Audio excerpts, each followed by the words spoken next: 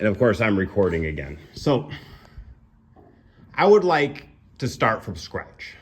Let's just pretend like we haven't met. I just heard a kind gentleman say strength, wisdom, and courage to stand up for our constituency is what we need. I would agree. I think some of us got off on the wrong foot a long time ago. I think truth and integrity are how that is achieved. When we stand up for the truth, independent of who the truth, stands up for, I guess you would say. But this isn't right. I would like to turn my attention to Bo Bowman. He's a lawyer.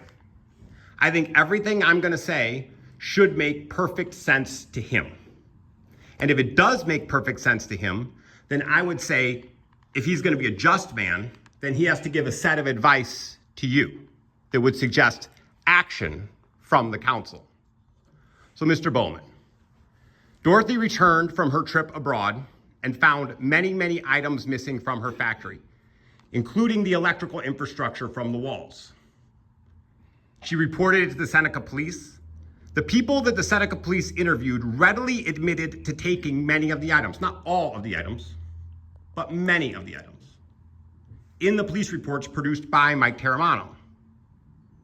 Now, they said that she was behind on a bill. She was not. The bill was not due till 10 days after the items were taken. The manager said she was working for Dorothy, which couldn't matter anyways, but hadn't been at work for over a week. The story's frivolous at a minimum, right? So we have a set of conditions here. Clements Electrical admitted to taking the electrical infrastructure from the walls. It's in a police report, and the police report even says that there's a photograph of the items that they took.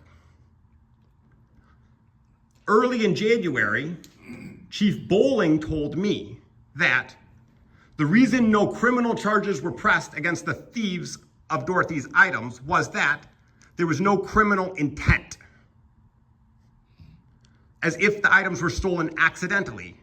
Because misinformation, where do we draw the line of criminal intent? If I can take your things if I don't intend to, this doesn't make sense. This doesn't add up at all. And to add insult to injury, those things have never even been requested to be returned to Dorothy. Those things, the Seneca Police didn't say, oh, you accidentally stole the things, so you should return them. Wouldn't that kind of make sense? There is a disaster that's happening behind the scenes there that I think is deeply rooted in bias. Bias of people that are judging Dorothy as something she is not.